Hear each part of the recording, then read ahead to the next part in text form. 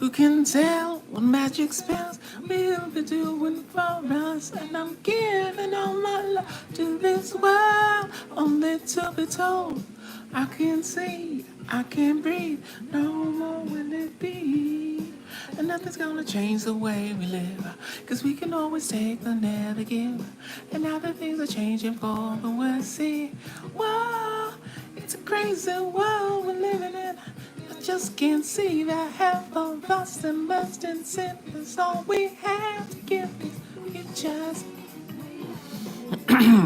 Hello, I'm Ian Iliana. I hate living in America because every day is fucking torture here. Every day that I'm not on Mars, every day that I'm not an engineer, every day that I have to live in a country that is doing nothing for the environment.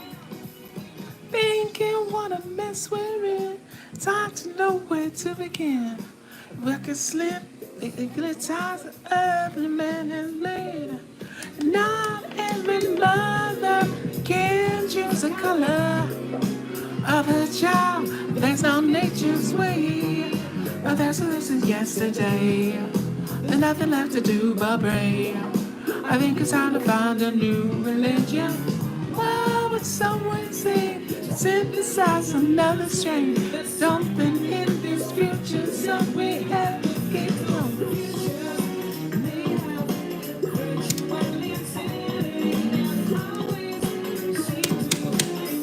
Why it's frozen again?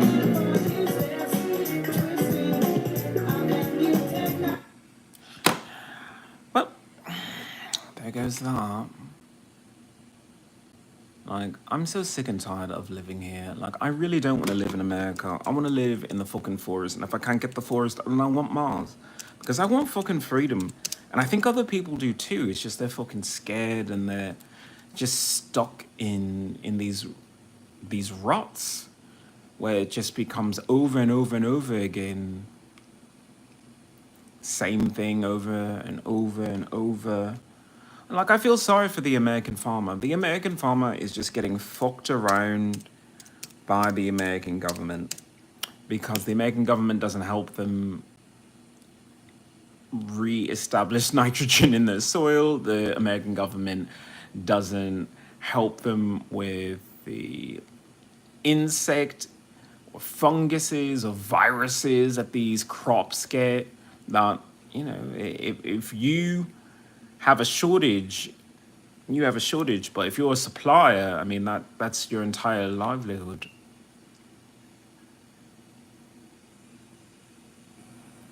Hi, Kane.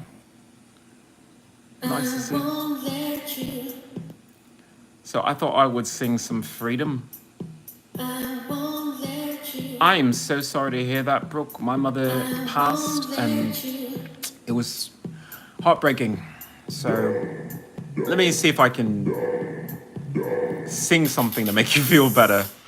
That's all I can do. Sometimes music is the only medicine that's available. Oh, well, Hayes, you know, you start by working on yourself. It's one good thing that I've got. Won't let you down. Don't let me up. I would really, really love. Stick around. Oh, yeah.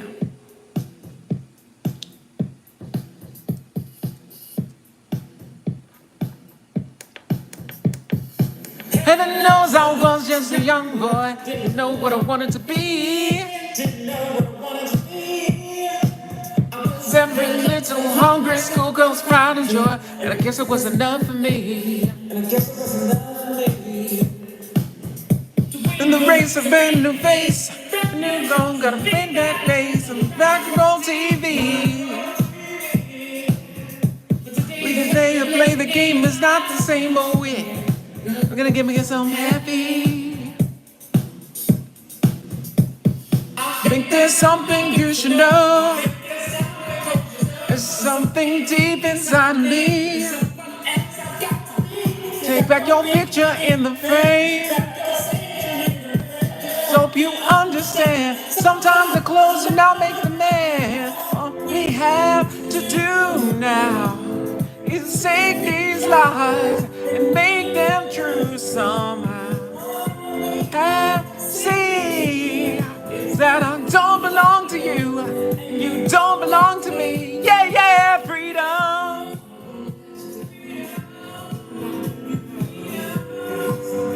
got to give what you say.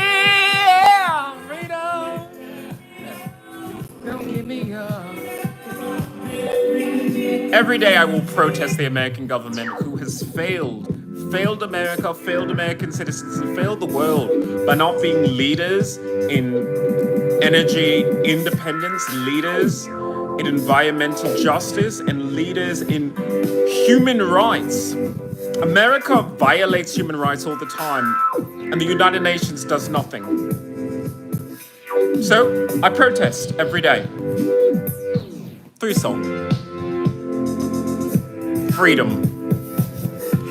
Faith in the sound, it's one sound.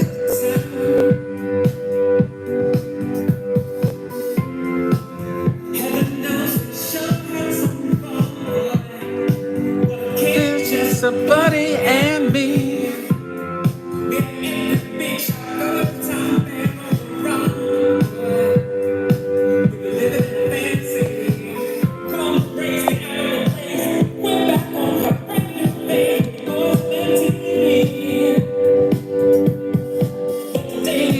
Play the game is not to change, oh yeah.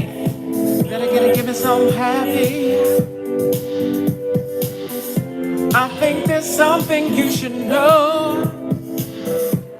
Think it's time I stop the show. Something deep inside of me. Someone else has got to be.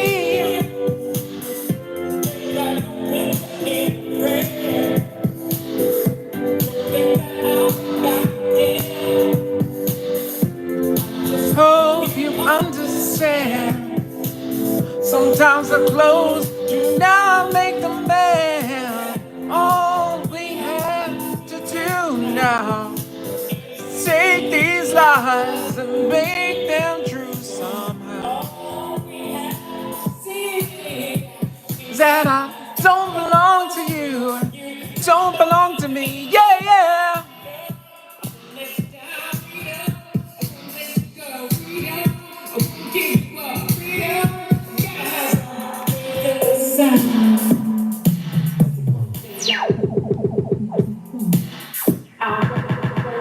So please don't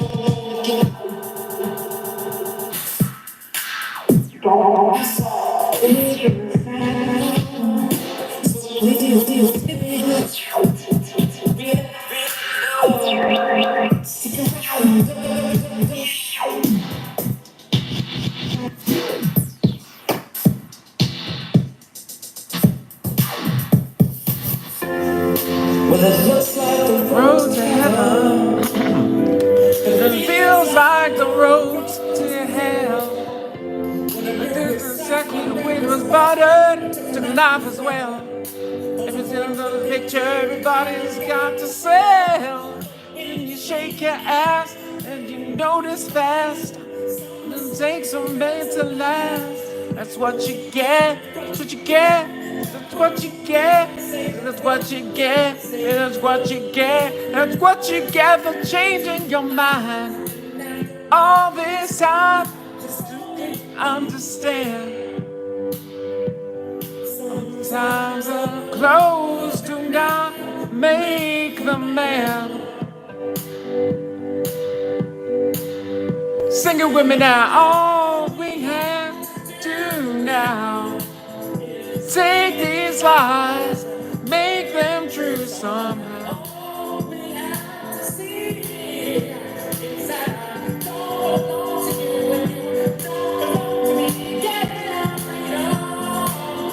Freedom, freedom, freedom, freedom.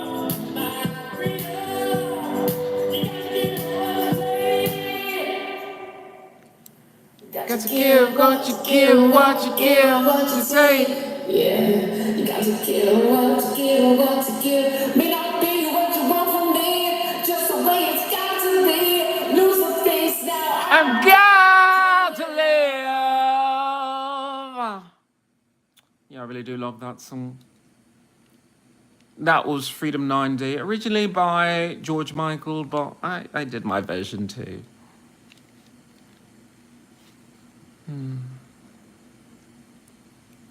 Okay, I'm gonna have fun with this. I don't think I've ever really done this full song, but yeah, whatever. It's Backstreet Boys. Of course I'm gonna sing that.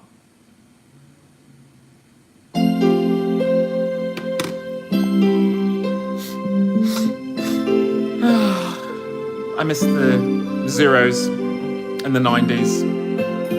For songs like this,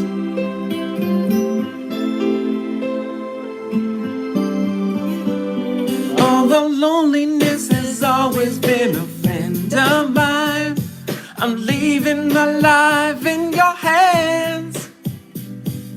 People say I'm crazy and that I am blind, risking it all in a glance. And how you got me blind is still a mystery. I can't get you out of my head.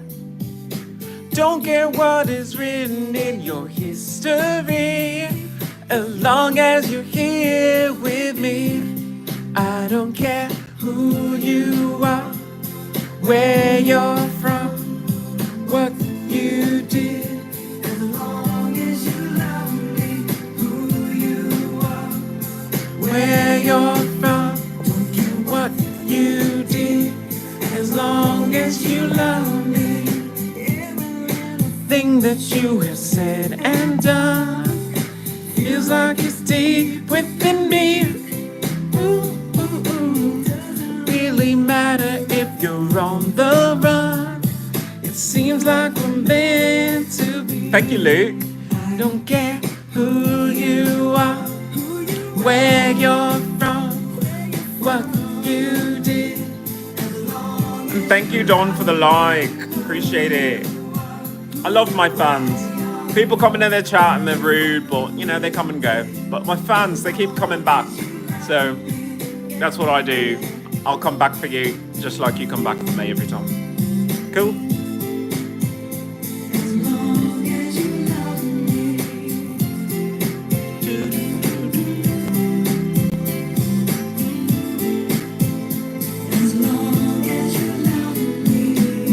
I try to hide it so that no one knows, but I guess it shows when you look into my eyes. What you did and where you're coming from, I don't care, as long as you love me, baby.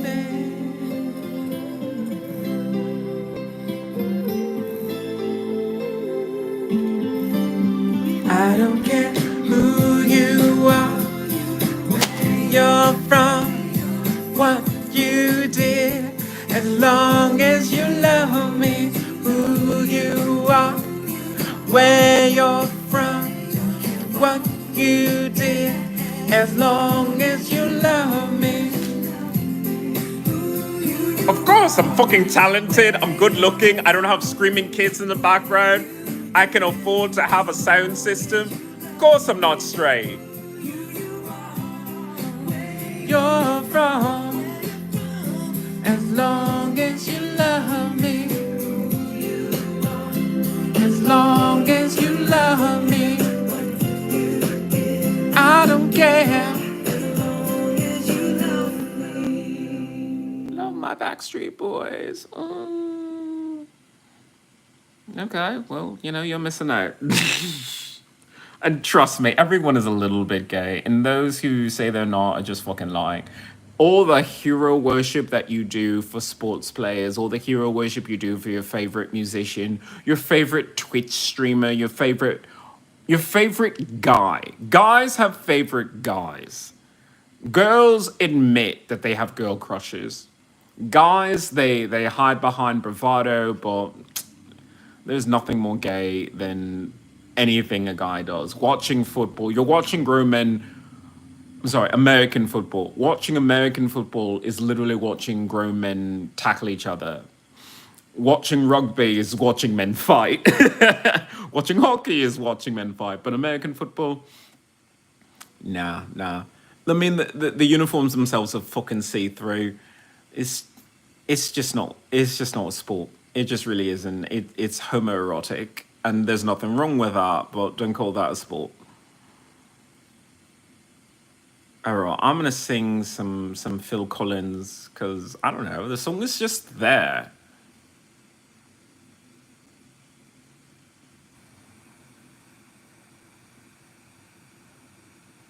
Good for you. I'm gonna leave that in my comments then.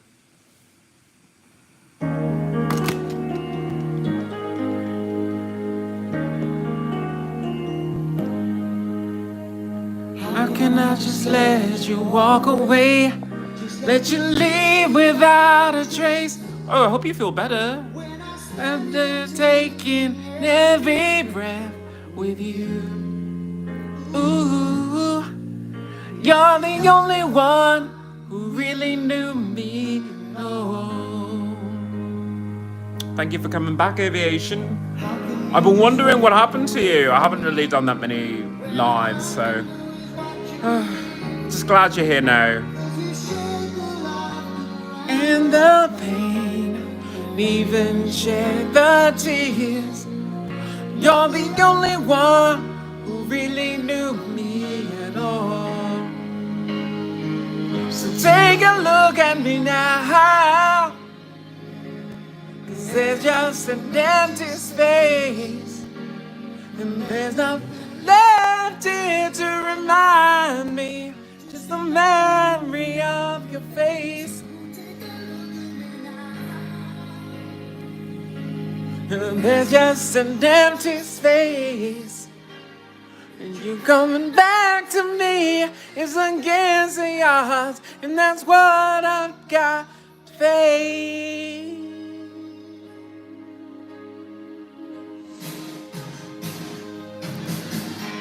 I wish I could just make you turn around and see me cry. There's so much I need to say to you, so many reasons why. You're the only one who really knew me at all. So take a look at me now, 'cause there's just an empty space, and there's no left here to remind me, just a memory of your face. There's just an empty space. I'm wait for you. This is all I can do. It's what I've got to face. Take a good look at me now, 'cause I'm standing here, and you coming back to me. It's so long. It's a chance I've got to take.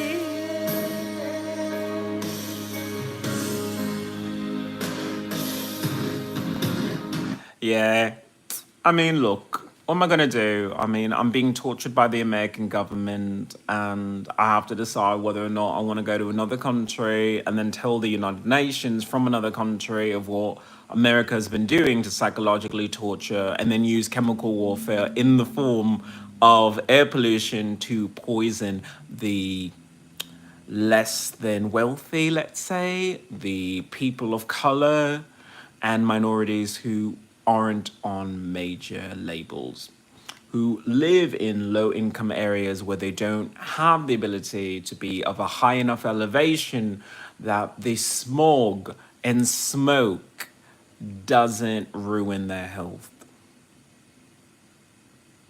Just something I'm thinking about doing, because maybe from another country I can do a class action suit, I believe is what it's called. But instead of, just naming corporations, just name every single country that's doing this and then profiting off the misery and the ruined health of their citizens, so they could sell them pharmaceuticals and then charge them an exorbitant amount of money for lifestyle changes that they would need if they could breathe regular old oxygen.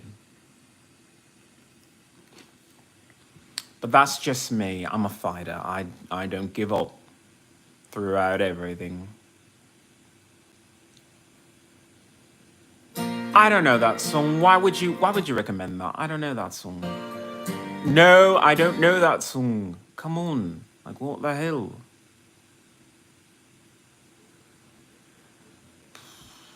I'm trying to find songs to sing. I'm gonna sing some Celine Dion. Well, I mean, look, I love Canada. I'm not gonna hide the fact that I love Canada and Canadian music. Celine. When I was young, needed anyone, making love just for fun. Those days are gone. In the shadows, so dramatic. And alone, think of all the friends I've known. But when I dial the telephone, nobody's home.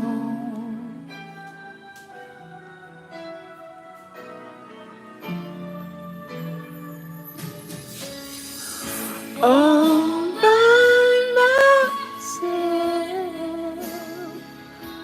don't wanna be all by myself. You know, I would, but I can't afford the initial plane ticket. No, I'm gonna continue this song, but I have to say this. I put in my link for the description my Patreon because I cannot afford the plane ticket to go to Europe where I belong. I mean, I love Canada, but I'm European. Just it's who I am. It's what I do. I love rustic. I love wide open fields and taking a hike that takes a whole day and you have to take a picnic in the middle of it and you're back in a village by sundown and then you got to start it all over again. That's the kind of life I want. I want a life of just quiet hikes and lots of science, which I can't do in America. So I need my fans. If you know anyone who feels charitable and would like to see me continue this, because right about now, if you're on my Patreon, you'll see eviction is coming for me. It is coming, not today, not tomorrow, but sooner than I think. And I don't want to go back on the streets again because if I'm on the streets, I could be assaulted like I was the last time that I was locked out of my own apartment. And I have to say that with air quotes because the landlord shows up and she can't even get into it. And the key lock is upside down and I don't know. But Patreon is in my description. So yeah, if anybody wants to contribute, I mean, if you're obviously over the age of 18, please contribute. But I need my fans more than ever because I can't live in a country like this where I don't have the space to be myself, that I have to in any way dim my light to make Americans happier, to make them more comfortable. They shouldn't have to be comfortable. They should be uncomfortable. They might learn something that way. I mean, people look down on the transgender community. They look down on people who choose to live more like a woman than a man. And I'm going to be the one to tell you that you could learn a lot. You can learn a lot because the way that we go about things, the rage that comes out because we don't have any connection to our feminine sides, it's a problem. It's a problem for your health. It's a problem for other people. And there's just no need for it. And anything, if you're a man, trust me, you want your freedom.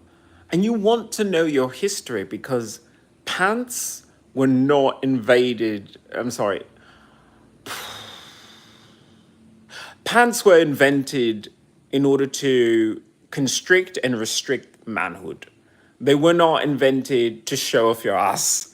I mean, that's how we justify wearing pants. Don't. anything, like buy yourself a robe. Like I can't expect men who are men to suddenly join me on the transgender side and wear dresses or wear like chest support or anything like that. Try a robe. Try a luxurious silk robe. Try silk pajamas, loose fitting robe. Try a robe. You know why? It's because that's how we used to dress. Before we were forced into indentured servitude, before we were slaves, before we were serfs, before all of that, we had freedom to wear clothes the way we want, wear our hair the way we want.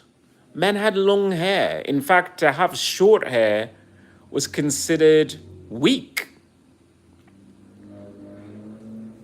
But somehow we lost sight of that. We lost sight of that and we lost sight of our freedom. Which is why I did the cover earlier of Freedom 90 by George Michael. Because he's describing what it's like to be in the music industry, what it's like to want to not wear makeup, not have to do plastic surgery, not have to kiss people's asses just to get your music on the radio. Like if your music's good, it should be there. And if it isn't, then you should still have a way to express yourself. I make music and I don't expect people to love my music or like it. I mean, it's up to you, if you choose that. But I'm just gonna be me. I'm gonna sing my songs. I'm gonna sing other people's songs on occasion, and I deserve to be in a place where I can be free, where I can walk outside and know that I'm walking back indoors. And I can't do that here. And I don't think I could do that anywhere in America. I don't think America's ever going to be ready to accept transgender people because there is no major milestone like gay marriage. Gay marriage is a milestone that was supposed to open up the doors, open up people's minds and say, hey, there's a whole segment of population which you were ignoring before, but they're just like you. They raise families, they love, they fight a little sometimes, but they're people just like you. That didn't happen in America. And it doesn't happen like that in several other places.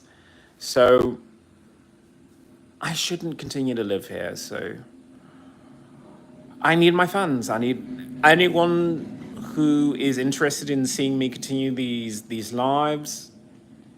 I'm gonna need some help on Patreon if these are gonna continue, because at the end of the month, I'm going to have to make the decision of whether or not to continue these lives. So for all my fans, it's now or never. If you have other people who you're fans of, great. I'm not asking for much. Patreon is very reasonable. If you would like to contribute, great. If not, that's fine too. But at the end of the month, if nobody contributes, then I'm going to stop doing lives. So now everyone is up to date. Let's go back to the music. Because I interrupted Celine Dion to talk about this when I really wanted to talk about Pedro Pascal and his stance on, transgender visibility and transgender rights. I'm glad he's coming out to do that, but there's so much more than just reposting a picture or some sort of political statement. There's actual action. There is talking to people from the transgender community. There is, inviting them into conversations on political issues so that you can see them as equals. And that does not seem to happen. And, it's great that you have very visible transgender people like Laverne Cox or Kim Petras, but what if you're not a pop star? What if you don't have the ability to just say, well, fuck it, I don't have to live in a poor area if don't want to? What if you're a transgender person and you're just a regular person? What are you supposed to do then?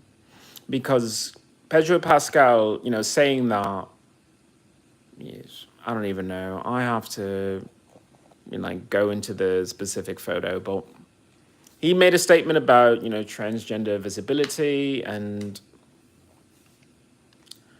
I just don't know how to feel about that, because it's easy for a celebrity to say that. It's harder for them to actually do something. Do something. Because transgender people are being murdered, transgender people are being harassed, they're being denied jobs and benefits, and there is no excuse for that. There's no excuse for that in America, because you wouldn't like that to happen to you. You wouldn't like that to happen to someone you know. So, I don't know, like, I might actually hop on Instagram and say, Pedro Pascal, what else are you doing for the transgender community? Because saying you're an ally is not good enough anymore. It really isn't. When all of these celebrities want to, jump on a hot issue like transgender lives matter or Black Lives Matter, all I can say is, well, what are you doing specifically? Because if you're not of that group, and I think Pedro Pascal wore a dress one time to a red carpet, and so did Darren Chris, I think his name is, the guy from Glee. But you already know who your fans are. They've already seen you in certain roles. You're pretty much talking in a vacuum. You're not changing any minds that would normally, number one, not know your work, and two, not support LGBTQ human rights. So what is the point of making a statement? Because if you're looking for applause for that, I'm not going to applaud you unless you're actually doing something about it, because saying you're an ally doesn't mean anything. I just love how celebrities have so much pull, but they almost don't understand what their power is and they don't use it correctly. I mean, it's a great thing to be a celebrity, but sometimes it just comes off as a little insensitive when people are really struggling, and somehow it just ends up, the whole conversation is, well, Pedro Pascal supported transgender rights. It's not, somebody's supported transgender rights and I should too. It's, well, Pedro Pascal said that. That's all people take away from that. And I would like to think that he could change people's minds, but that's not how that works. You know how you change people's minds? When you force bigger issues than just transgender visibility matters, transgender lives matter. Push that conversation all the way and say, you know what, let's show you that transgender lives matter by putting transgender individuals back into the military, because a lot of them, they lose their positions in the military, they lose their benefits while they're in the military. You know, these are heroes. They may have a different gender expression, but that doesn't take away from the fact that most Americans look at the country and still say, no, that's somebody else's problem. And as much as I may come off as Mr. Anti-America, I'm really Mr. Captain America. And I can say that I'm Captain America, and I will say that Captain America doesn't take the super serum because you don't need that. You need to be able to fight your battles. Not everyone is going to have super strength. Not everyone is going to have like all the greatest technology, but sometimes you just need heart. You need the ability to look at yourself and say, I believe in what I'm doing. I believe in myself. I believe in the people I surround myself with. Because you have to surround yourself with better people. Pedro Pascal probably has, what, five, six assistants. Most celebrities do. Most celebrities have a whole media team that goes through their phone and says, before you click send, let me check this for you. So I know that Pedro Pascal is at least the type of person to most likely say, hey, before I send this out, is there anyone who might see it from a different perspective? And a lot of people are going to look at that post and say, oh, that Pedro Pascal, he really, really cares. And it's just, don't you have a movie to promote, dude? I mean, we just had Captain America, Brave New World. And now we're going to have the Fantastic Four coming up soon. And, you need a little bit of controversy. And is it really that controversial to say that transgender lives matter? Wouldn't you say everyone's lives matter? I mean, when you are transgender, it doesn't mean that you ignore other people. I mean, I've been sexually abused by women. I don't want to see any women hurt or killed, by something or someone. All lives matter. So why don't we ever have that conversation of, let's show you that these lives matter. Let's show America that these people are a part of the community.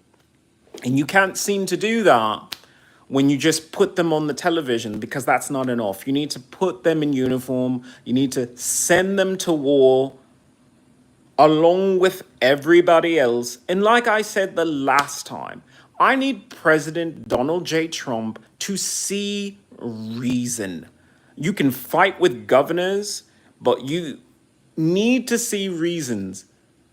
Reasons to change your mind on transgender people in the military, because that is a bold move. And I don't think you're a weak president. I think you're a strong president that makes bold moves. And this is a bold move that this country needs, because this country needs to see this. They need to read memoirs of Navy SEALs who turned out to be transgender. Navy SEALs who are transgender. Don't turn away from that. Your freedom, America's continued existence, is because a transsexual crawled through mud, through jungles, took out entire enemy camps, and then, beat that face for the gods. I mean, it may seem, slightly weird to say, but that's everybody now. This transgender thing will not go away. And I want to continue my music and, make my lives as fun and as engaging as possible. But that's not all I am. I'm not just someone who you put a quarter in and just sings a pretty tune. If you want that, try the jukebox. I'm the type of person who says there are real issues that matter. And no matter how much pressure I have from this neighborhood, these nasty people who constantly harass me, these people who commit hate crimes against me, I'm always going to tell the truth. I'm always going to speak my mind, especially about things that help America, because it helps America when we include people. And I say this as a person who, because of my PTSD, I don't want to include women, but I had to check myself on that, because I had to speak to my lawyer about my PTSD and my VA benefits. And it's hard for me to even talk about, because I had to get on the phone with the receptionist and she's hitting these pitches and it's just triggering me. And I just said, no, I have to speak to my lawyer, and I don't care what kind of gatekeeping you do. if this person is retained by me, if this person is supposed to get a percentage of my VA benefits, this person's going to talk to me. Oh, and hi, Belmontes. So I forced myself to do it. And you know what? My lawyer actually did speak to me. He was kind of rude. It's like, I'm only going to give you 2 minutes to speak. And it's just like, dude, you want what, 20%, 30% of my VA benefits, but you can't spare me time to have a consultation of what's going on? Because what's going on right now is that I'm homeless. What's going on right now is that I have a concussion. What's going on right now is that I'm limping badly. What's going on right now is that I needed my benefits years ago. Years ago, when I first exited the military, they should have given me my benefits. And I know that, I tried my hardest to be strong and show that I could still do things, but I can't. And I won't, because, people have just been taking advantage of me, and the military took advantage of me. They sexually abused me, they psychologically tortured me, they deprived me of my mother's last moments.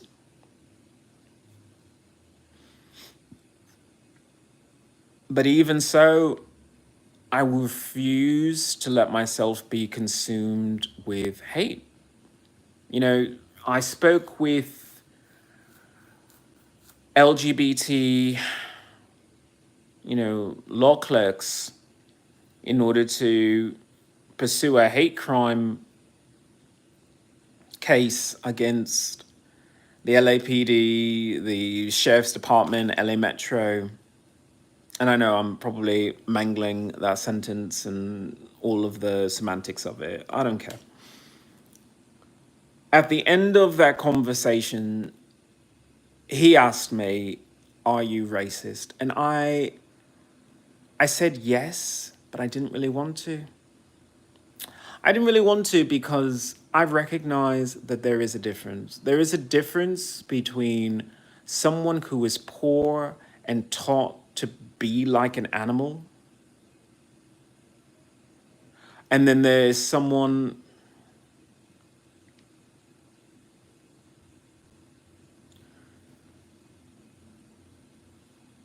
who lives their life properly and,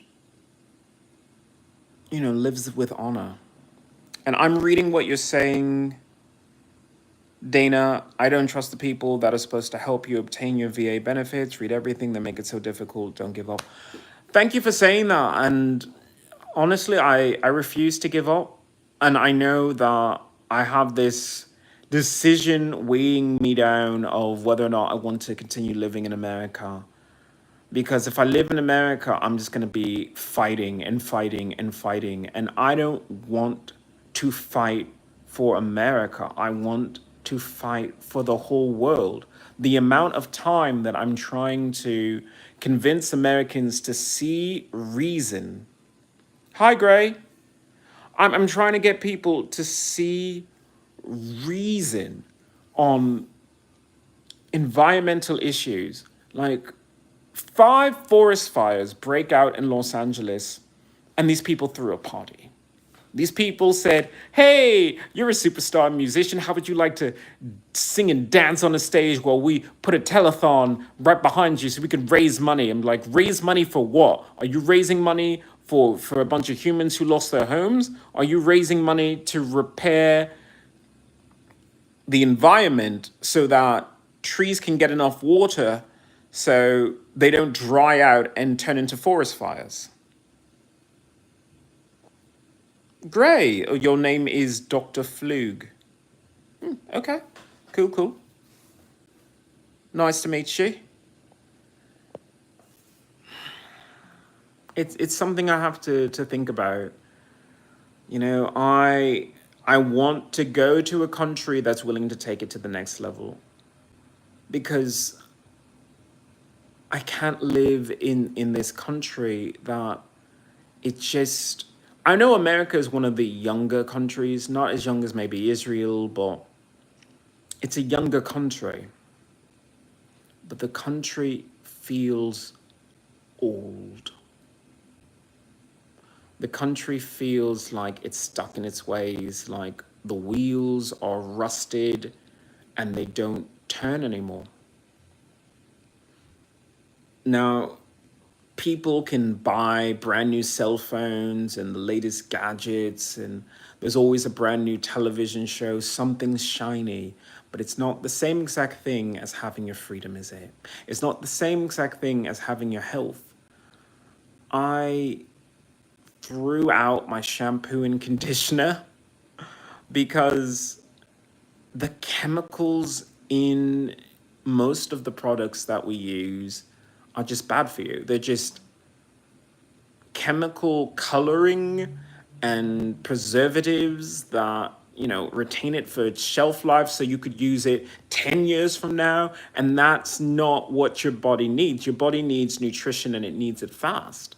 And there is no excuse for buying expensive shampoo if you're not going to eat food.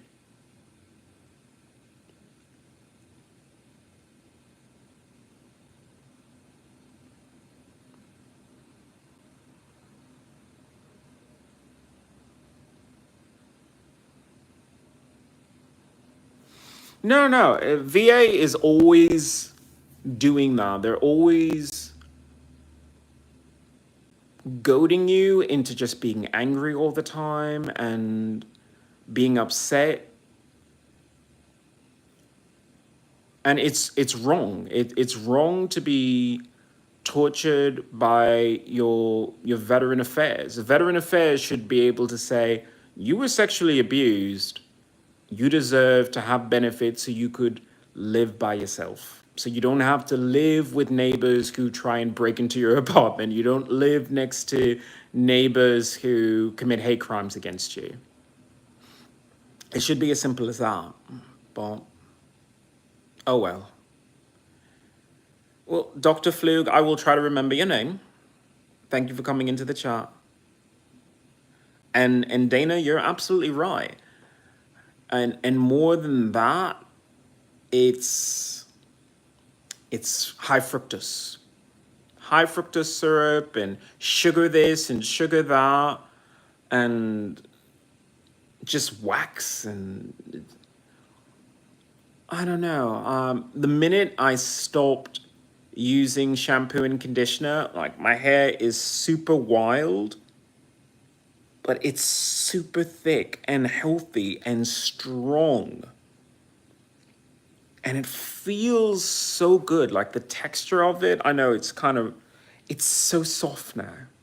It's softer than it's ever been because it's healthy.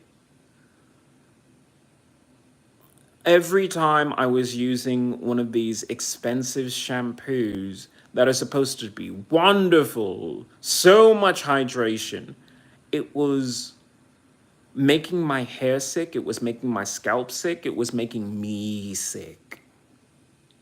So I threw it out.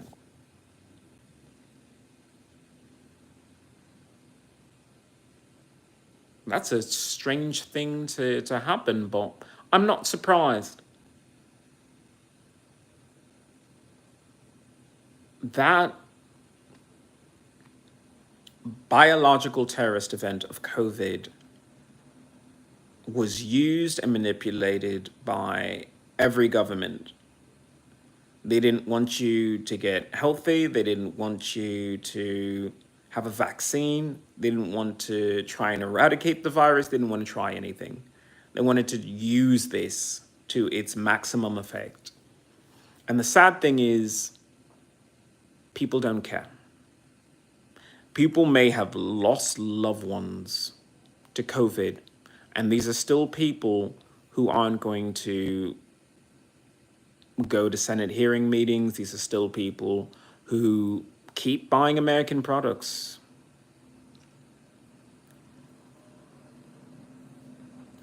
I mean, sometimes you can't boycott everything, but if you don't understand that there is the voting booth and then there's your wallet, those are two ways to show what you care about and what matters to you. And if you're a person who doesn't vote, vote with your wallet. And if you're a person who uses their wallet, understand that every time you contribute to a company, every time you use that currency, you are validating every decision they have made. And sometimes those decisions do not benefit you.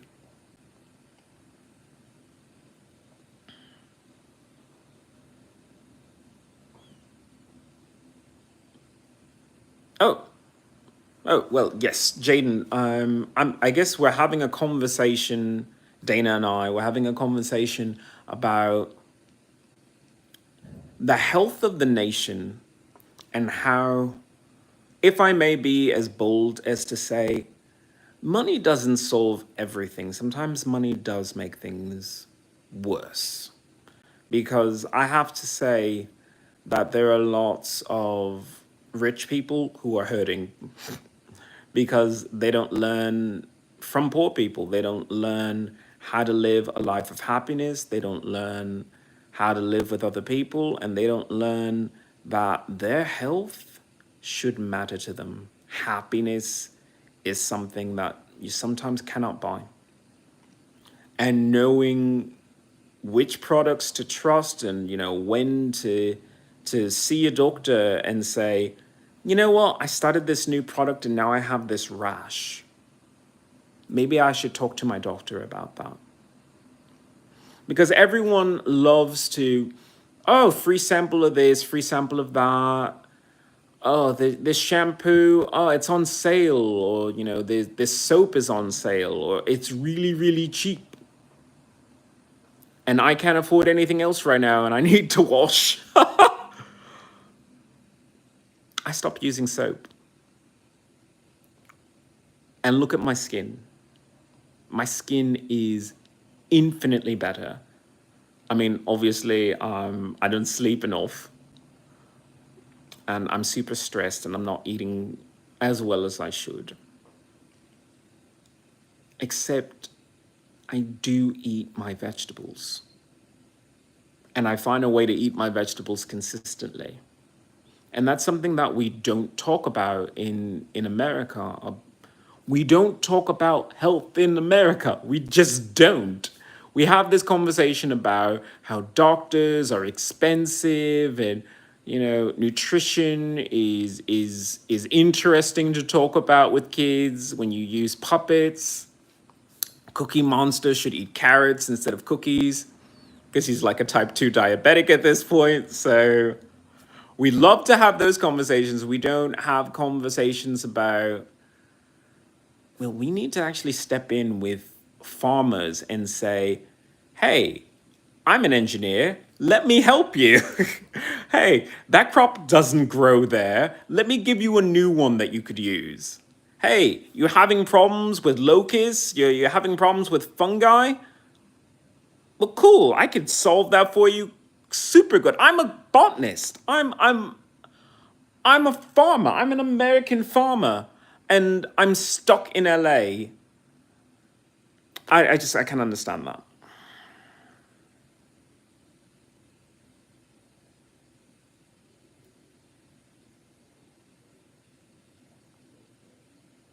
No, I definitely started Minecraft and wow. That game, that game is more brutal than I thought. Because the whole time I'm playing it, I'm just getting flashbacks of, yeah, this reminds me a lot of living in this neighborhood and living in America of, in daytime, I guess you can walk around, but at night, like you better, have a house, you better have walls, you better have defenses, you better have a weapon because it's just not safe.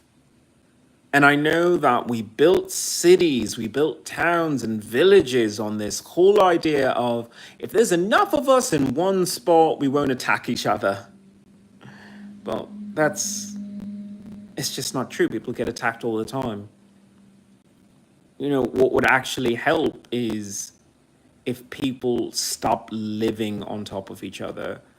When people live on top of each other, it creates so much friction, so much drama, so much stress. And this poor guy, and I say that now, because I'm still gonna prosecute you, dude, for assaulting me. But I still say this poor guy, you know, he has no skill, no talent, no hope. I mean, look, I sing, I dance on occasion, not well anymore, but I mean, I still have things going for me. But this guy, he could only sell drugs and he could only attack people. That's kind of sad. And I look at people like that. I look at people in the penal system as, sure, you fucked up, but didn't America fuck you over too? Not everyone is that way. Some people are just evil. Some people are just evil, but sometimes people are bent. And we need to take responsibility for that. We need to be able to say, yeah, well, I could have done an extra shift at a soup kitchen. I could have done an extra shift at a food pantry. I could have carried a can of peaches around with me for people who are starving.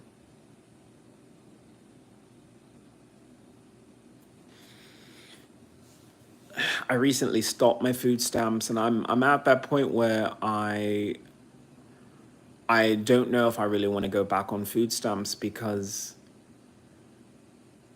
if I get food stamps, like, where am I supposed to eat?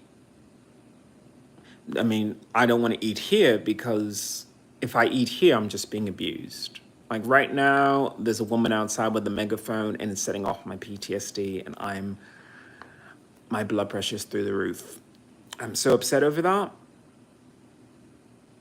But that's not a reason to stay. I shouldn't eat and say, oh, no, no, no, the house is on fire, and, I can just eat around that. And a lot of people need to start thinking that way. If you are in a bad situation, if you hate your job, if you hate your husband, if you hate your kids, if you hate the world, just leave. Just leave. I mean, there are people who go to therapists and the therapists say, okay, well, we'll string you along for a couple sessions and we'll take a prescription and give it to you, and maybe that will make things different. And it just never is. And Jaden, I don't know if you're still here. Oh, it's Ian Iliana. If you're looking for me on Minecraft, I'm Ian Iliana. Same name, same everything. I just gotta find a village. You're absolutely right. I am looking at this situation and I am saying to myself, that's absolutely correct. I just don't know if there's a village for me yet. I think I have to be one of those people who builds a village. Or I have to be a person who says, we need a new city. We need a new state. Nobody else thinks that way. People accept in America, and I'm not a person who accepts. I'm a person who changes, who mutates, who expects other people to evolve. I want new cities.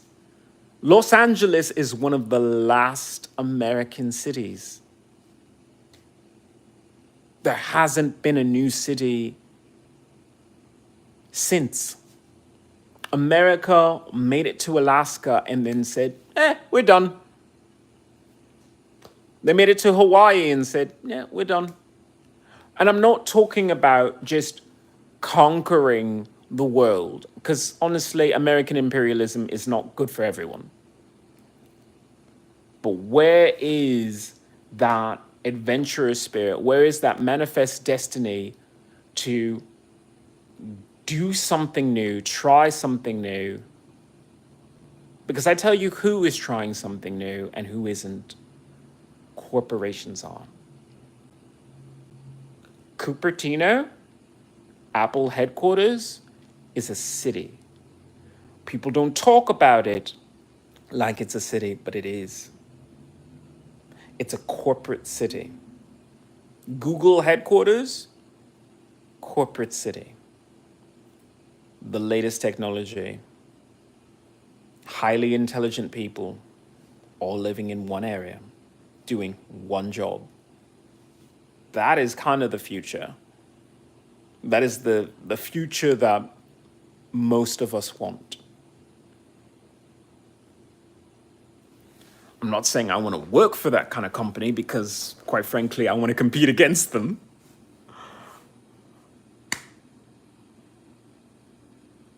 But when was the last time that you saw a new road being constructed? And I mean new. When was the last time you had a town that only had brand new vehicles? Mostly because they're company vehicles and the company pays to have their employees drive the latest, or they walk because you live on a campus and it just makes sense. And it makes sense to have things like nap rooms. It makes sense to have things like an arcade right next to your workstation. Because places like that, companies like that, are more forward thinking than the rest of the country. There's a reason why I came out to the West. I don't want to admit it to myself because it's sad, but the West is just more evolved. I don't like it because it's a little too hive mind for me. It's a little creepy that way, but there is something to be gained from having a singular purpose sometimes.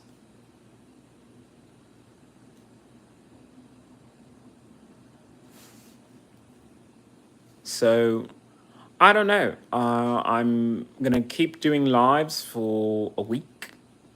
And then at the end of the week, if there are no Patreons, then I gotta bounce from this.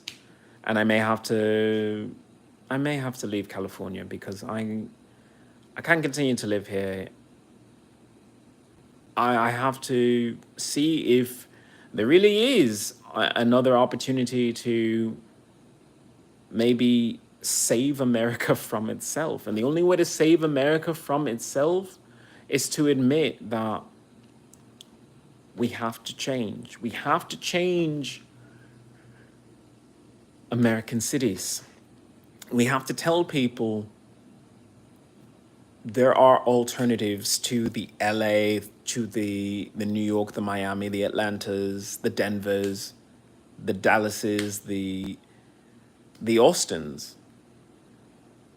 Because when you go to these cities are old and they're not interested in infrastructure. And right now, I'm going to have that conversation with my fans as often as possible.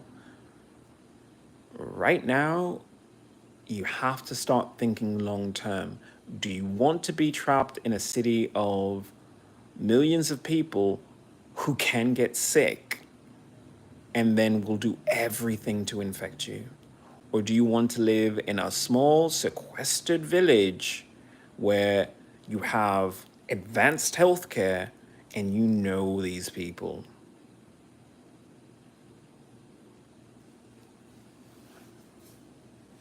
America was not prepared for COVID. They're not. They weren't prepared for HIV. They weren't prepared for COVID. They're not prepared for monkeypox. They have no clue. So we have to be prepared. And the best preparation is to not live in a hot zone because the TSA is not up to code. The CDC are a bunch of foolish people with PhDs, and someone has to challenge them on it.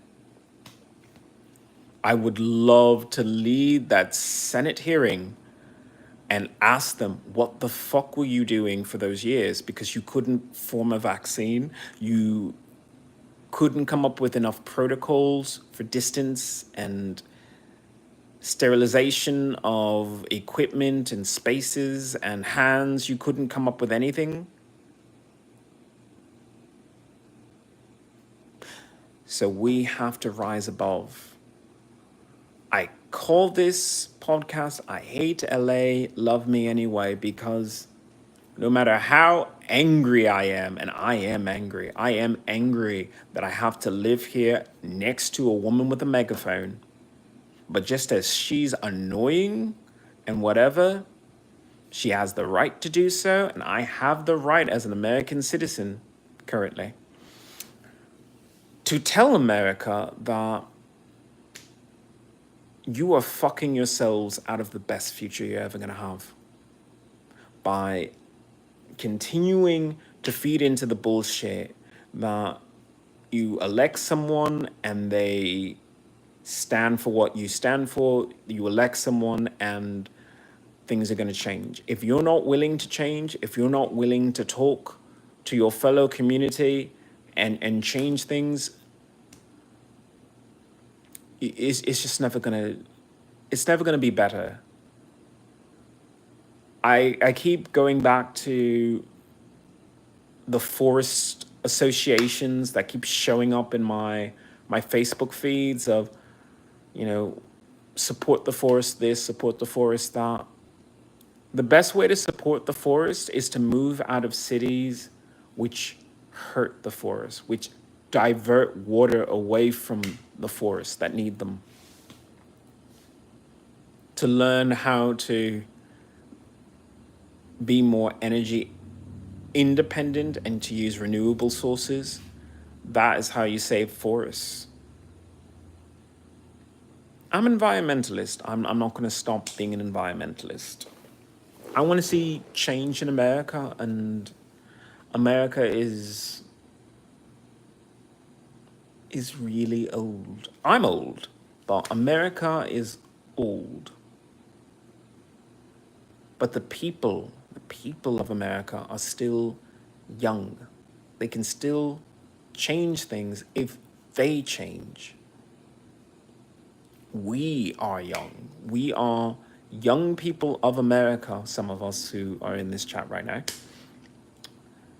It's up to us to make a difference. It's up to us to ask for what we want and to make pathways to see that happen. You know, it's very easy for someone like me to complain about LA and I don't like this and I don't like that. It's a lot harder to do a podcast about what I don't like and how things could improve. It's hard to use your words, but sometimes you just have to. Because you may change someone's mind. I encourage every single person who's in my chat, who listens to my podcast, form a podcast of your own. Because that is a skill. It's a skill carried down from when America was really the Roman Empire. I mean, I like to think that America is this brand new thing that, you know, just came out of, you know, history, but it isn't. It's just a reiteration of the Holy Roman Empire. The Holy Roman Empire produced people who were orators, who learned the skill of talking because they weren't afraid to do so. Yeah, they were intimidated and they were a lot more brutal back then. And somehow, just because we don't see the violence, we don't think it exists. Just because we don't see the torture that the American government does, We think that that's somebody else's problem. That happens to other people. You're not being tortured. You're not being manipulated. If one person is being tortured in America, then you all are. If one person is being manipulated by the American government, then you all are. So, stay woke, stay focused, and keep in mind that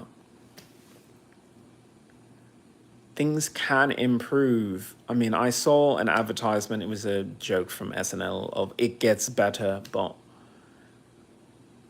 it doesn't get better if you're not willing to change what offends your soul, offends your spirit.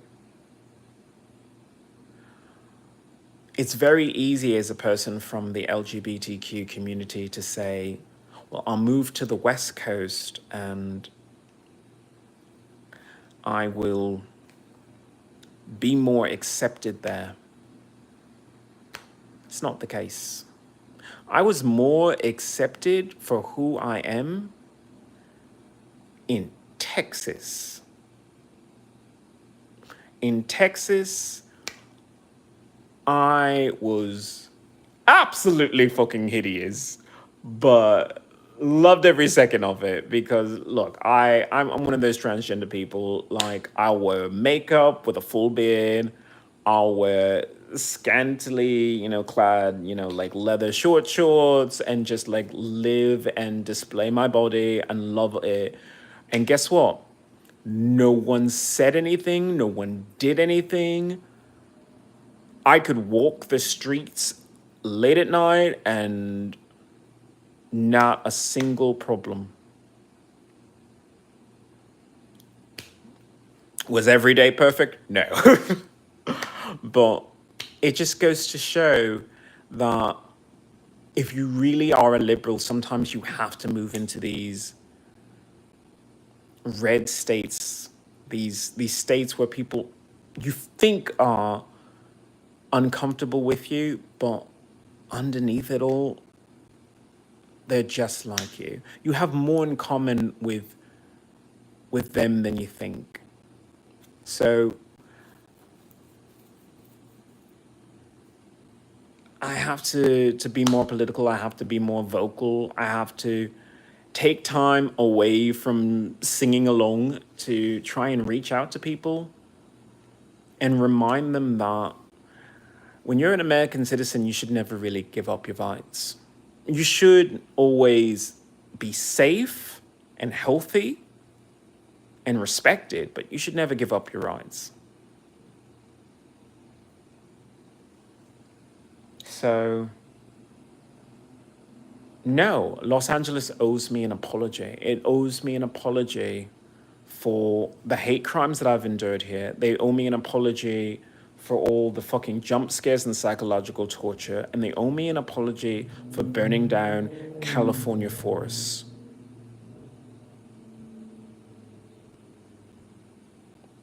And I'm not leaving until I get my apology from California for that. Because it's not about me as a person, it's about birds and animals that use those forests as their homes, who can't go to an Airbnb like they offered to the California residents. The selfishness of California to burn down the forest and then to not rebuild every single home for these birds and animals. And I know that by rebuild, I mean regrow.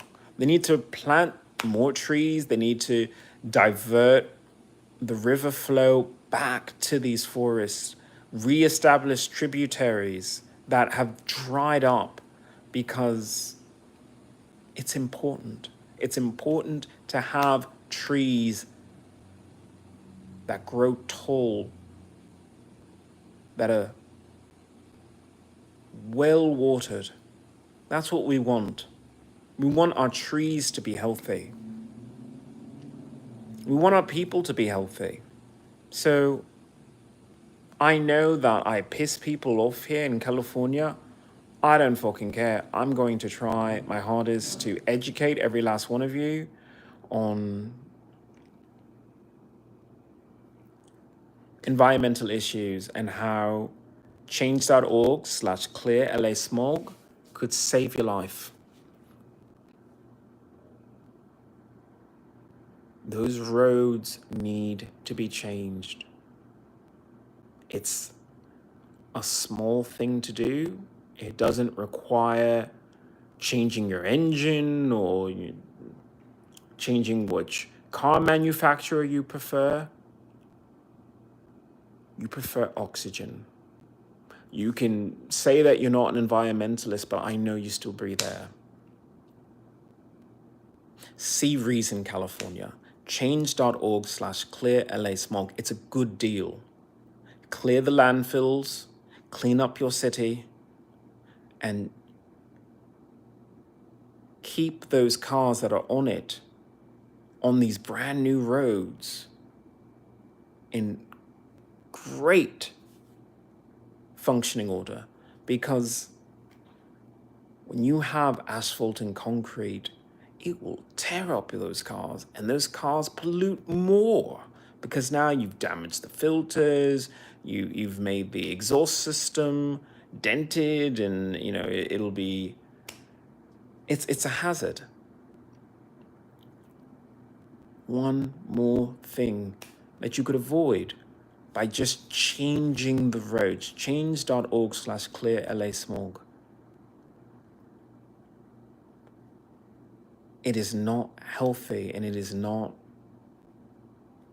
American to fill the air with smog and smoke so that young people cannot breathe.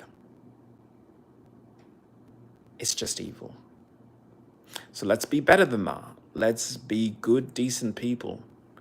Change.org/clear LA smog is a way to be a decent American for young people whose developing lungs need as much oxygen to reach their brains as possible.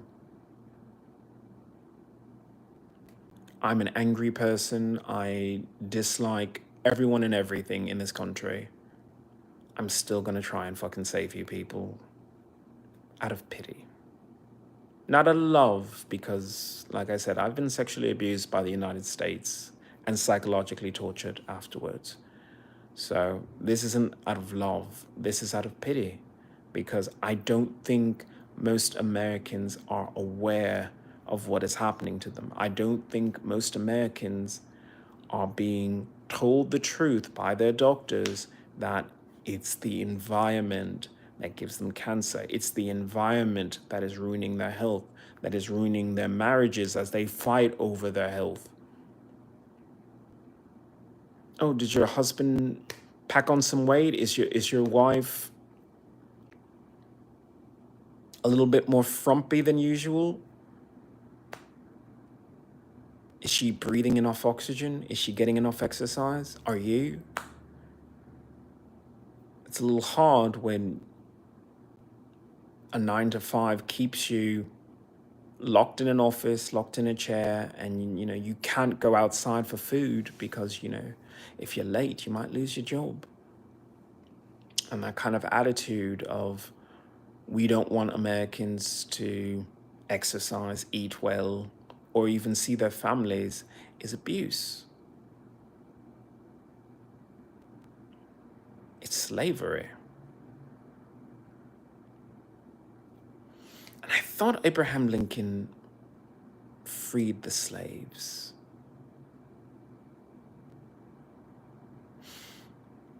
I don't know, I guess they just call them something different now. Something to think about.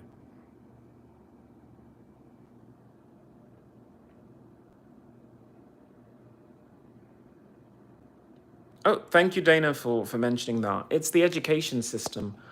I don't have a specific change.org for it, but I'll try and do it tonight because I feel very, very passionate about changing the American education system. I know that there are programs already available to save America's children, There's AmeriWorks, AmeriCorps. There's the Peace Corps. There's the military. There's several avenues out of these schools, because the longer that a student stays in school, the longer that they are exposed to human misery. And they don't see the full picture. When I was young, I didn't see the full picture. I didn't know what else was out there. How could I? I would have been better if I had opportunities to leave even earlier, even though I did graduate early.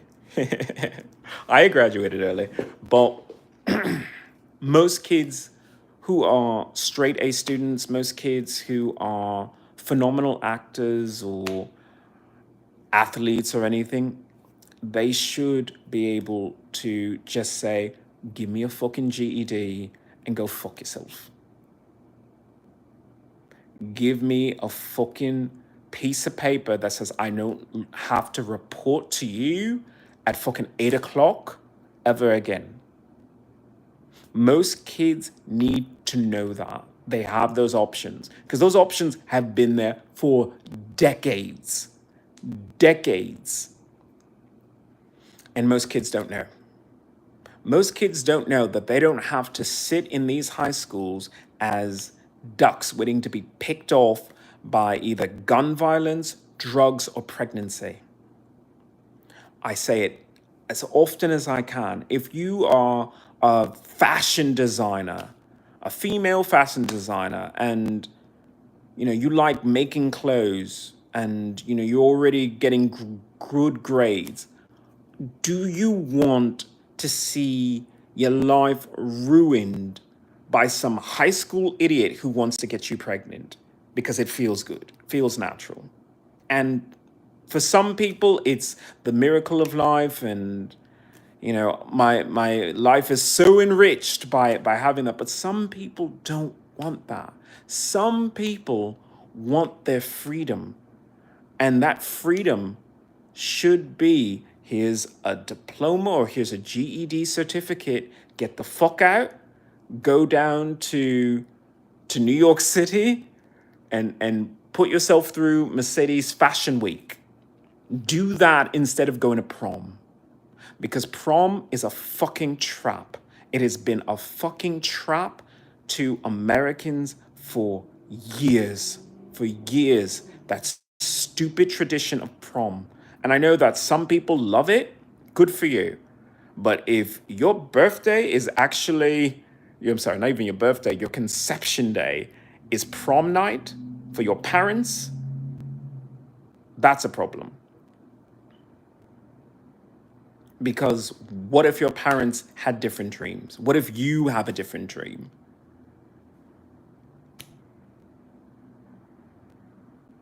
We need to get our kids out of schools. I keep saying we need to reduce the class sizes, because if you need to take it to the 12th grade, you're stupid.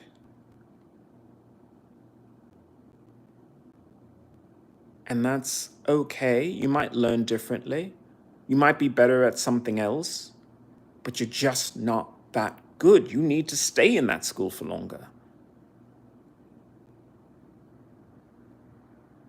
But if you already have straight A's, you already know what you're going to be, who you're going to be, where you want to live, all of that.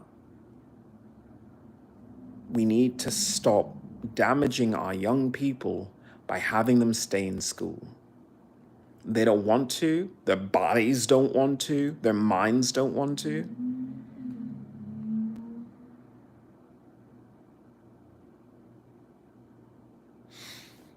Dana, you are a parent, so how you raise your children is always up to you. And I don't care if it's a little offensive, but I'm that person who will say anything, and I don't care. Those parents of the victims of Sandy Hook, they wanted one more moment with their kids. They wanted One more sunrise, one more bedtime story, one more anything. And the American government doesn't want to step in at all.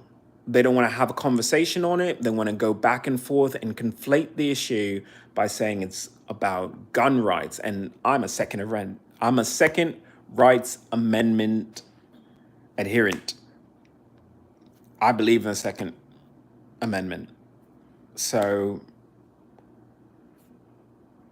I still think it should be in the hands of the most competent people. But I also think that as a parent, that's your job. Your job is to say, I know where my kids are at all times, and I know that where they are when they're not with me is safe. And no one is willing to have that conversation of schools aren't safe anymore. It has nothing to do with gun violence. It has everything to do with the schools themselves, because the gunmen, they went to school too.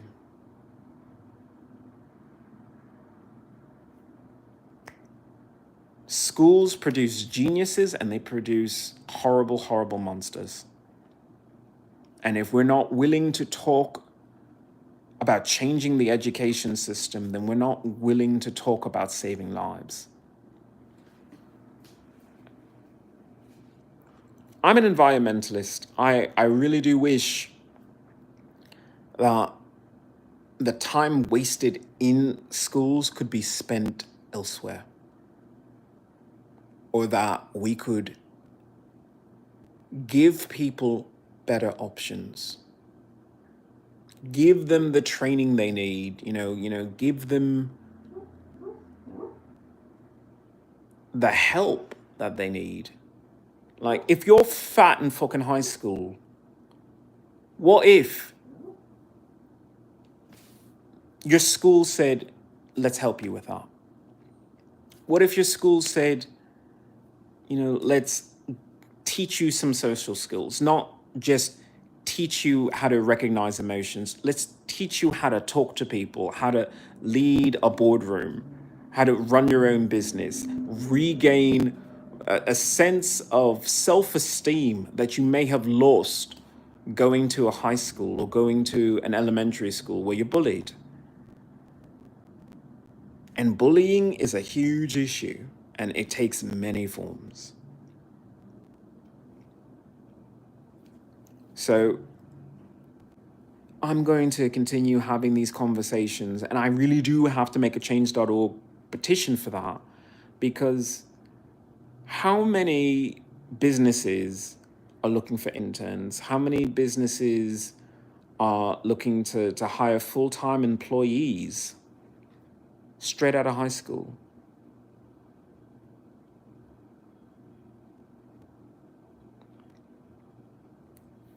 Something to think about. Ninth grade, your kid is in ninth grade. If your kid could exit school at 9, just imagine how much time they would save, how much money, or even better, how much responsibility they would learn. I want to take that change.org petition that I'm trying to draft up and say, we need to have a program where we teach our kids responsibility earlier by giving them things like apartments and relocation, and requiring that they finish a GED at such a high level that that they know their arithmetic, social studies, history, physics, chemistry, all of it. Like, raise the standards, make the GED harder than the high school diploma. And then give them their freedom, because at 18, they're supposed to vote.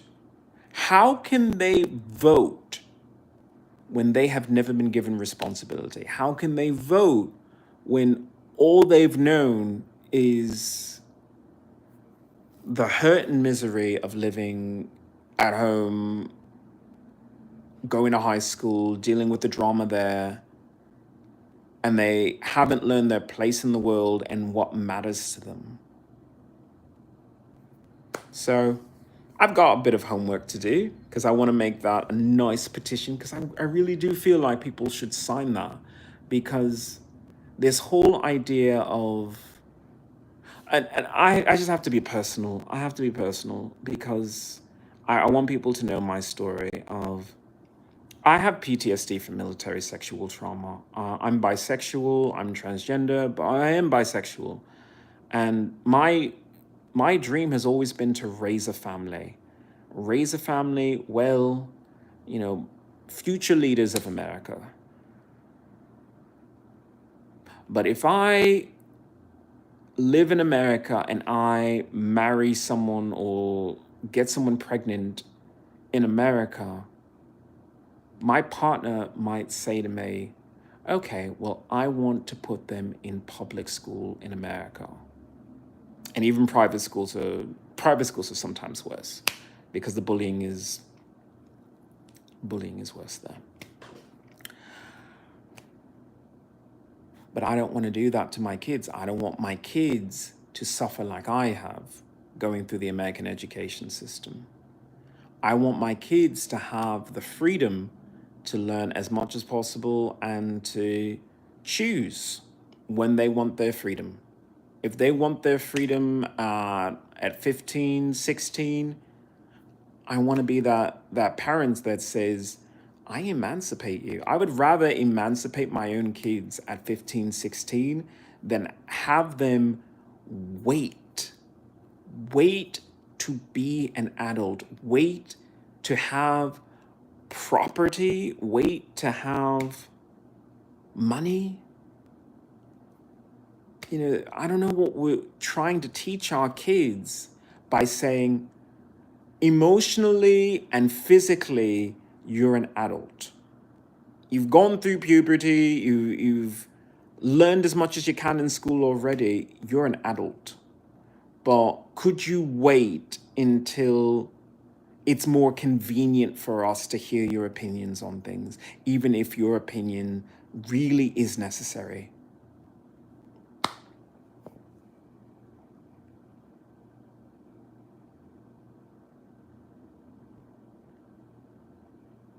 Okay, I'm going back and reading this. Good for you.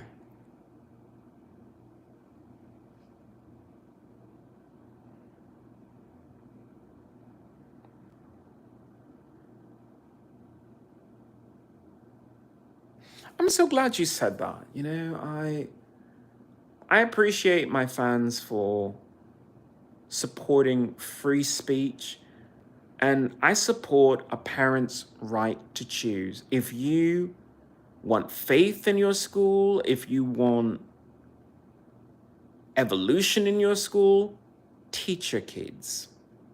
Don't tell the government what your job is, because teaching your kids has always been a parent's job. It has never been the job of the government. The government has failed teaching our kids. It's failed because of gun violence, it's failed because of pregnancy and drugs, and it's failed because parents lose sight of the value of their own children. They leave their children in the hands of strangers and then expect these strangers to defend your kid's life with their own. I have to talk to more teachers about what it means to be a teacher in America after all this.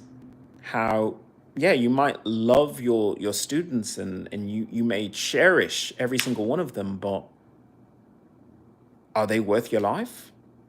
Or is it worth you to have a conversation as a teacher to your politicians, to the parents, and say, no, we have to change this? Because for the measly pay that these teachers get, they're expected to be the parent, the disciplinarian, the guidance counselor, the hero, the role model, all of that. Oh, and protector. because when things go wrong, whether gun violence or violence at home, who do the kids turn to? But that's at the smallest amount of money. And it shouldn't be about money, it should be about value. So I don't know. I feel like I have to do contract negotiation between teachers and school districts because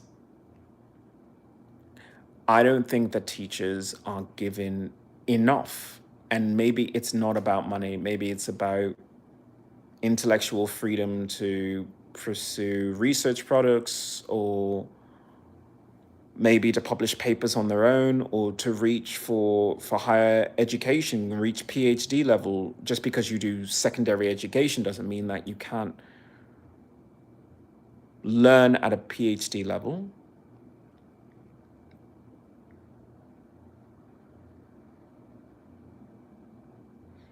I had a conversation with a couple of teachers. They do understand and feel the same way we do.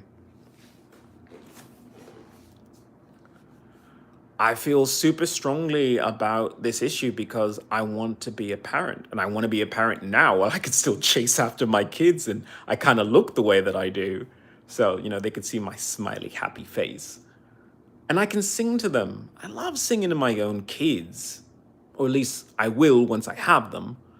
But I don't want to send them to an American education system which damages their potential, which puts them in dangerous situations with people that I can't vouch for.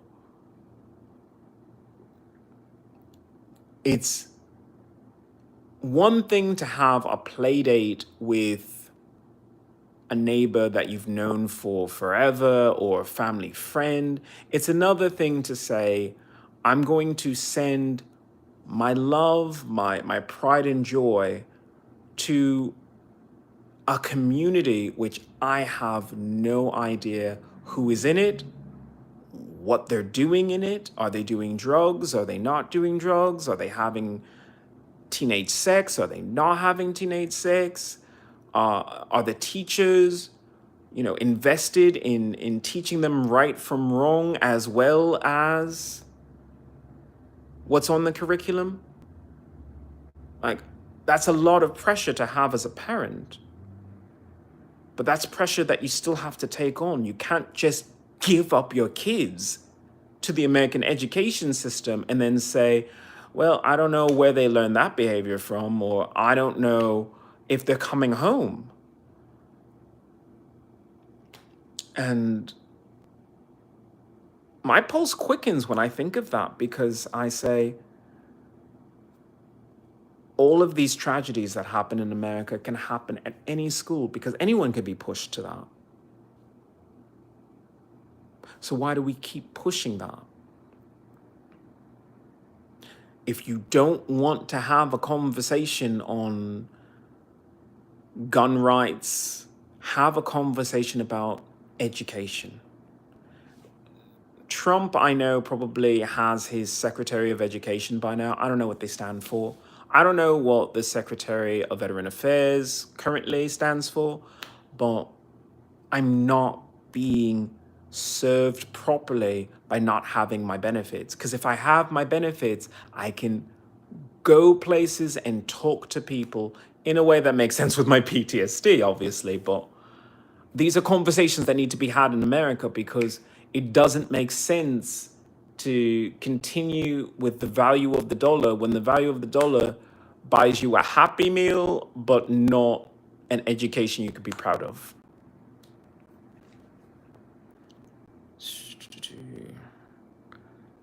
Let me read this. My son's teacher cried because she wanted to know what I did to change my son's behavior. I changed his diet.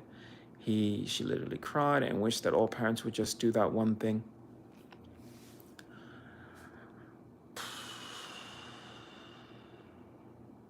I'm gonna say something that most parents hate. Most parents hate and most doctors hate. ADHD is many things. I think it's boredom. I think it's intellectual boredom and I think it's physical boredom.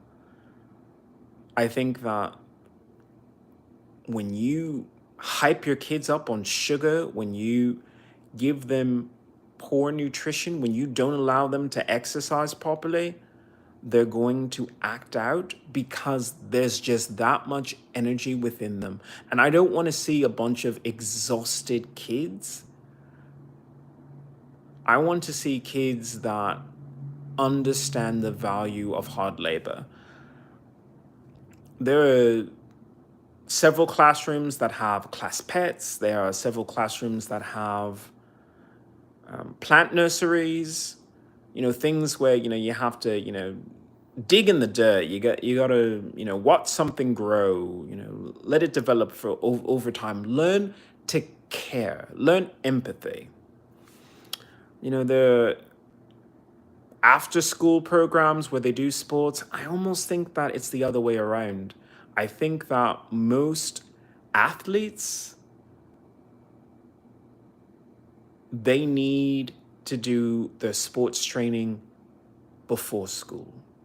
They need to get to school earlier. They need to do thorough workouts, and then they need to be able to focus in school. Because if all you can think about throughout school is that at the end of the day, you can kick a ball into a net or kick a ball through a field goal post, you're not really focusing. And even if you're really, really good at it, you're not really focusing. So we need to start talking about changing the curriculum, changing the time that people show up at school. The idea that we train children to respond to nebulous ideas like 8 o'clock in the morning. It might seem like something super, super small. It's just a time. Get up at 8 o'clock in the morning. That doesn't mean anything to a kid. They don't understand what that means to begin with. And two, their bodies aren't really prepared for that. And three, our bodies aren't designed for that. No human is.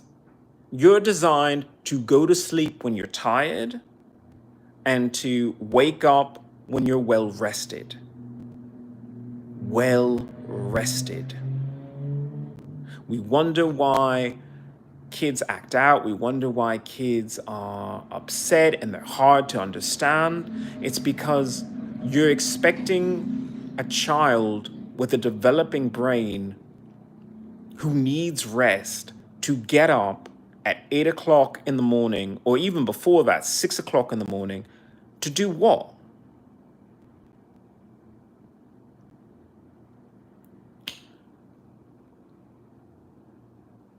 I want to do this petition so badly because I want to include in it a whole blueprint for changing schools, changing how we engage with the education system, having flexibility and say, no, your particular student needs more sleep.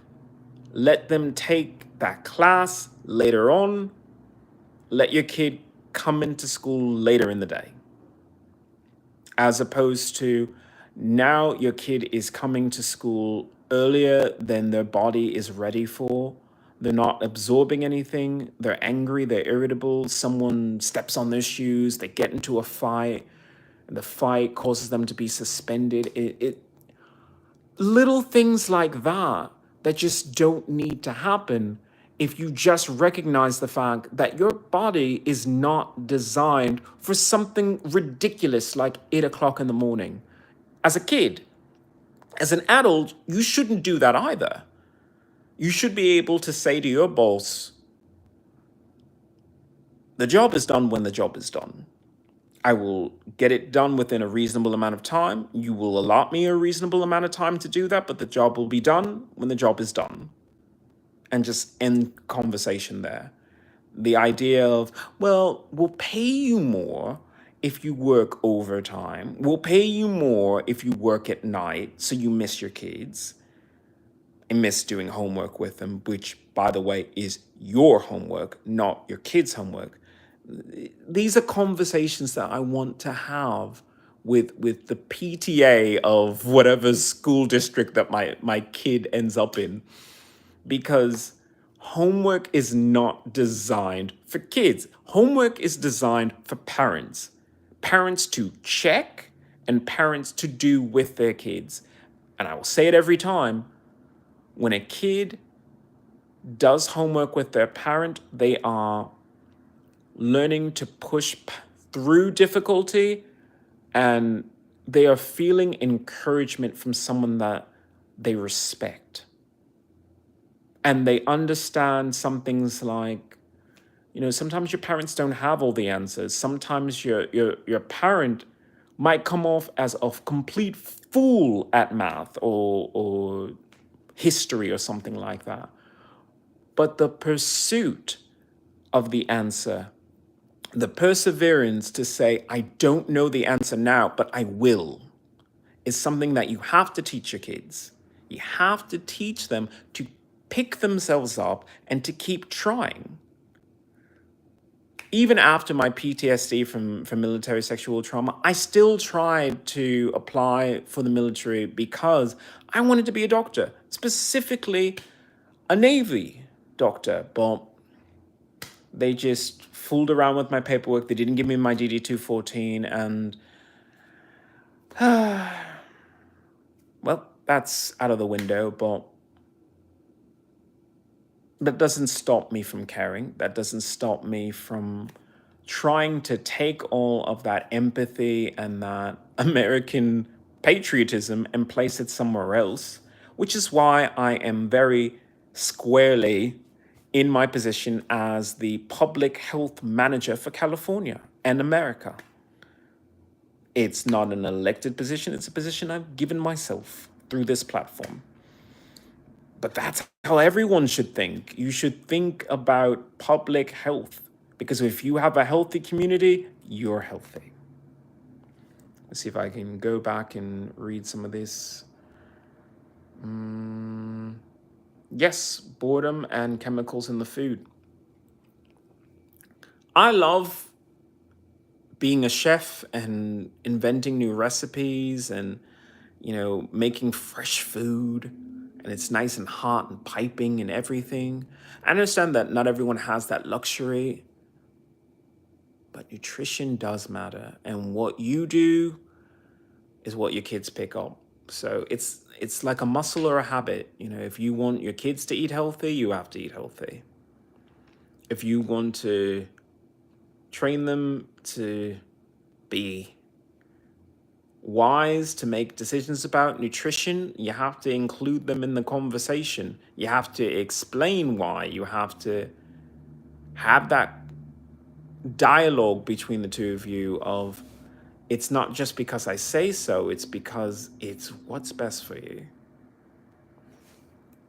And thank you for the compliment. Oh, I appreciate that. Please come back to the chat, like, subscribe, follow, consider my Patreon, because I want to continue having conversations with this, because this is America's dialogue. I want to try and save as many people as possible from this horrible fate of a bunch of idiots who let the government just walk all over them on every single issue. Issues of their civil liberties, issues of their health, and yes, the national defense. That COVID and that monkeypox and HIV, it cuts through our defense in a way that you can't just say, well, who's the security guard on this and who's the security guard on that? It cuts through all of that because it's a very complex issue of public health. Public health should matter. Public education should matter, because without it, we are defenseless. And I joined the military because you may not agree with everything that this country does, but this is a land that needs preserving. I preserve every single forest, every single animal as I can, within reason, obviously. And the people, the people deserve to know the truth so that at least they can make informed decisions for themselves. Because when you have to face something as strong as a pandemic, or as the case of Flint, Michigan, your water is being tampered with.